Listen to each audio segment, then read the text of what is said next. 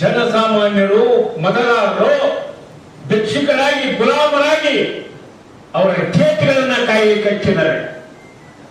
ಇದು ಪ್ರಜಾಪ್ರಭುತ್ವ ರೀತಿ ಅಲ್ಲ. ಆದ್ರೆ ಎಲ್ಲರೂ ಎರಡು ಹಾಕೊಂಡಿರ್ತಾರೆ, ಸ್ವಲ್ಪ ಕಡಿಮೆ ಮಾಡ್ಬೇಕಂತಾರೆ, ನೀವು ಅಲ್ಲಿ ಆದ್ರೆ ಕಡಿಮೆ ಇಟ್ಬಿಡ್ತಾರೆ. ನಿಮಗೆ ಗೊತ್ತಿರ್ಬೇಕು, ಗೋಪಾಲನ್ ಪರಿಚಯ ಆಗಿಲ್ಲ, ಎಲ್ಲರದ್ದು ಪರಿಚಯ ಆಯ್ತು. ಗೋಪಾಲನ್ ನಂಗ ಪೆಂಡಿಂಗ್ ಮಾಡ್ಕೊಂಡ್ಬಿಡುತ್ತೆ. ಪರಿಚಯ ಇದ್ರಲ್ಲ, ಗೋಪಾಲ್ ಪಾಪೇಗೌಡ ಅಂತ ಇವ್ರ ಹೆಸರು. ಗೋಪಾಲ್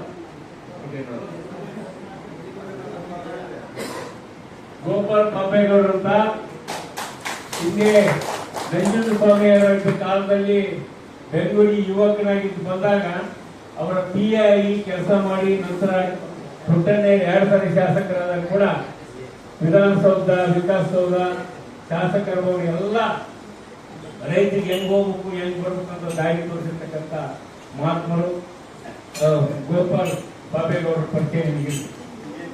ಈಗ ಕೂಡ ನಮ್ಮ ಕರ್ನಾಟಕ ರಾಜ್ಯ ರೈತರಿಂದ ಕಾರ್ಯದರ್ಶಿಗಳಾಗಿ ಕೆಲಸ ಮಾಡ್ತಾರೆ.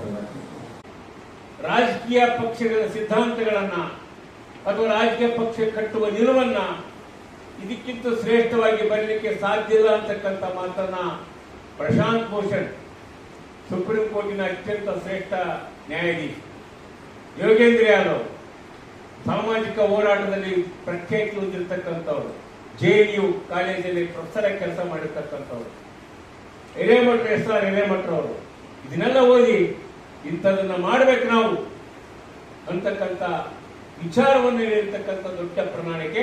ಆ ಪ್ರಣಾಳಿಕೆ ತಿಳಿಸೋದೇ ಒಂದಿನ ಕಾರ್ಯಕ್ರಮ ಆಗುತ್ತೆ. ಈಗ ಅದನ್ನೆಲ್ಲ ಹೇಳಲಿಕ್ಕೆ ಅದನ್ನ ಒಂದು ಬೇರೆ ದಿನ ಕಾರ್ಯಕ್ರಮ ಮಾಡಬೇಕಾಗುತ್ತೆ. ಒಂದು ದಿನ, ಅರ್ಧ ದಿನ ಪೂರ್ತಿ ಆ ಪ್ರಣಾಳಿಕೆಯಲ್ಲಿ ಏನಿದೆ, ಯಾವ ವಿಚಾರ ಐತಿ, ಹೆಂಗ ಇದನ್ನು ಮಾಡಬಹುದು, ಜನರ ಮಧ್ಯೆ ಹೆಂಗ್ ಒಯ್ಯಬಹುದು ಅನ್ನೋದು ಬಹಳ ವೈಜ್ಞಾನಿಕವಾದ ದಾರಿಗಳನ್ನು ಸೃಷ್ಟಿ ಮಾಡಿರ್ತಕ್ಕಂಥದ್ದು ದೇವನೂರು ಮಾದೇವರ ಒಂದು ಆಶಯ. ಬದುಕಿನ ಆಶಯದ ಜೊತೆಗೆ ಒಂದು ರಾಜಕೀಯ ಪಕ್ಷ ಕಟ್ಟ ಆಶಯವನ್ನ ಬರೆದಿದ್ದಾರೆ. ಅದನ್ನು ಇನ್ನೊಂದು ಸಾರಿ ಸಭೆಯಲ್ಲಿ ನಾವು ವಿವರವಾಗಿ ತಗೊಂಡು ಈಗ ತಕ್ಷಣಕ್ಕೆ ಮಾಡ್ತಕ್ಕಂಥ ಕೆಲಸಗಳು ಏನದು, ಮುಂದಿನ ದಿನಗಳಲ್ಲಿ ಮಾಡ್ತಕ್ಕಂಥ ಕೆಲಸಗಳು ಏನದು ಅನ್ನೋದನ್ನ ಬಹಳ ವಿವರವಾಗಿ ತಿಳಿಸ್ತಕ್ಕಂಥದ್ದನ್ನ ಮಾಡಬೇಕು.